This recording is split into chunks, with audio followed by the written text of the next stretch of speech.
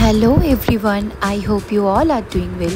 আজকে আমি খুব সহজেই পেঁয়াজ রসুন ছাড়া আলু দিয়ে আর মাছের ঝোল বানিয়ে আপনাদের দেখাবো। তার জন্য আমরা কি নিয়ে নিয়েছি, এখানে আমি নুন আর হলুদ দিয়ে আর মাছগুলোকে ম্যারিনেশন করে নিয়েছি। সাথে বড় বড় দুটো আমি আলু নিয়ে নিয়েছি, গোটা জিরে নিয়ে নিয়েছি, গোটা গরম মশলা নিয়ে নিয়েছি, দুটো তেজপাতা আর তার সাথে আদা আর জিরে বাটা নিয়ে নিয়েছি। একদিকে আমি কড়াইতে তেল গরম করে নিয়েছি, এরপর আমি মাছগুলোকে একটা একটা করে ভেজে নেব।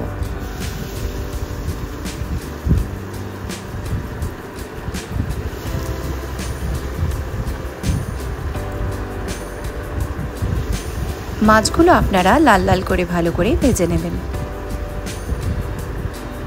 এদিকে আমি মাছগুলো মিডিয়াম থেকে হাই ফ্লেমেই ভেজে নিচ্ছি।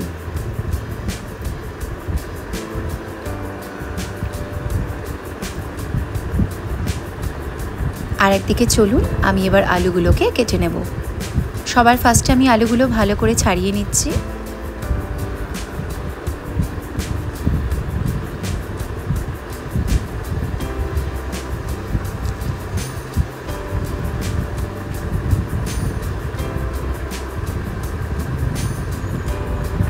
এরপর আমি আলুগুলো লম্বা লম্বা করে কেটে নেব।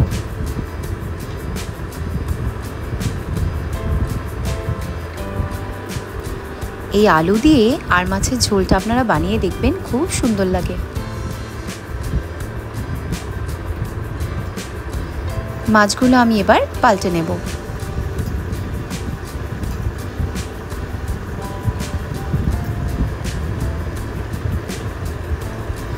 মাছগুলো দেখুন আমার অলমোস্ট লাল লাল করে ভাজা হয়ে গেছে। আমি মাছগুলো সব একটা একটা করে তুলে নেব।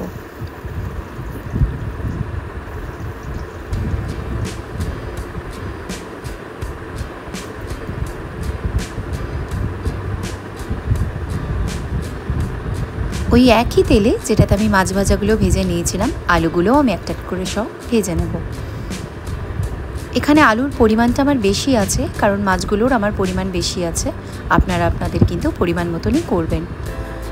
এরপর তাহলে আমি নুন অ্যাড করে দিলাম, সাথে আমি হলুদ গুঁড়োও অ্যাড করে নেব। এবার আমি লাল লাল করে আলুগুলোকে ভেজে নিচ্ছি।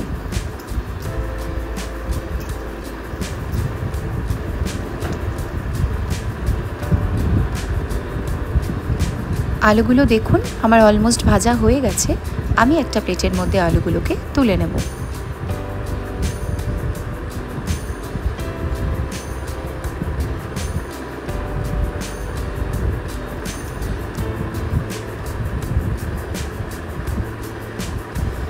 এদিকে দেখুন আমার মাছ ভাজা রেডি, আলুগুলোও ভেজে নিয়েছি।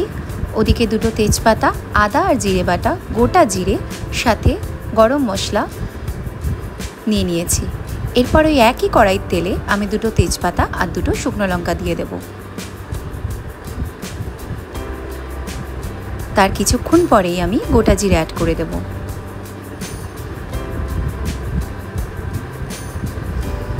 আপনারা কিন্তু মশলাগুলো লো ফ্লেমেই অ্যাড করবেন, না তো কিন্তু মশলাগুলো পুরো পুড়ে যেতে পারে।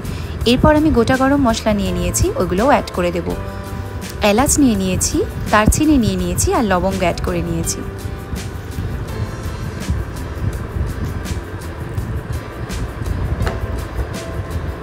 এরপর আমি আদা জিরে বাটাটা অ্যাড করে দেব।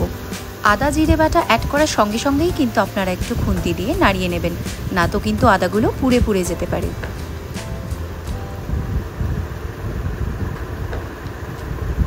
এরপর আমি নুন অ্যাড করে দিলাম পরিমাণ মতো, হলুদ গুঁড়ো অ্যাড করে দেব পরিমাণ মতো। এরপর আমি ভালো করে মিক্স আপ করে নেব। আপনারা কিন্তু এই রান্নাটা লো ফ্লেমেই করবেন।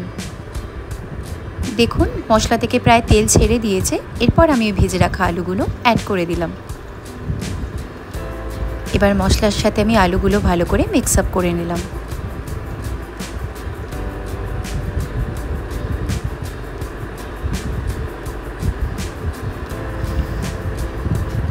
একদিকে আমি সসপ্যানের মধ্যে গরম জল করে রেখেছিলাম, ওই গরম জলটাও আমি অ্যাড করে দেব।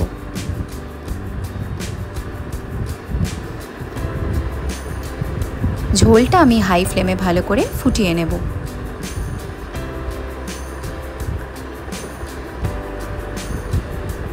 আলু দিয়ে এই রেসিপিটা আর মাছের ঝোলটা আমার মেয়ের খুব পছন্দ হয়ে গেছে। মেয়ের এখন যেন আর মাছ ফেভারিট হয়ে গেছে। এরপর আমি মাছগুলোকেও অ্যাড করে নেব।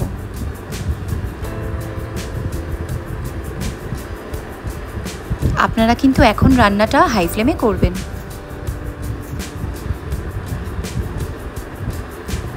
ঝোলের কনসিস্টেন্সিটা আপনারা একটু বেশিই রাখবেন, কারণ এই রান্নাটা কিন্তু মাখা মাখা হয় না।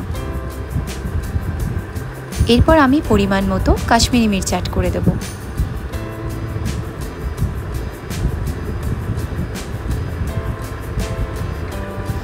এই রান্নাটা করে আপনারা আমাকে কমেন্ট বক্সে জানাবেন কেমন হয়েছে।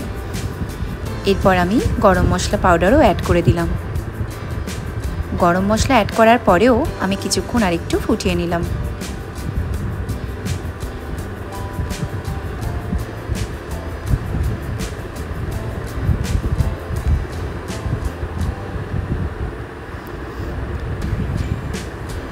আমি ভালো করে ফুটিয়ে নিয়েছি। এরপর আমি আস্তে আস্তে করে গ্যাসের ফ্লেমটাকে বন্ধ করে দেব।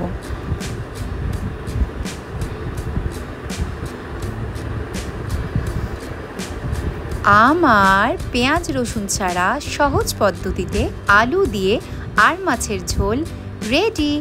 আমার ভিডিওটা ভালো লেগে থাকলে আমার চ্যানেলটা লাইক, কমেন্ট আর সাবস্ক্রাইব করে অবশ্যই পাশে থাকবেন। আর বেশি বেশি করে বন্ধুদের সাথে এই ভিডিওটা শেয়ার করে দেবেন। Stay tuned.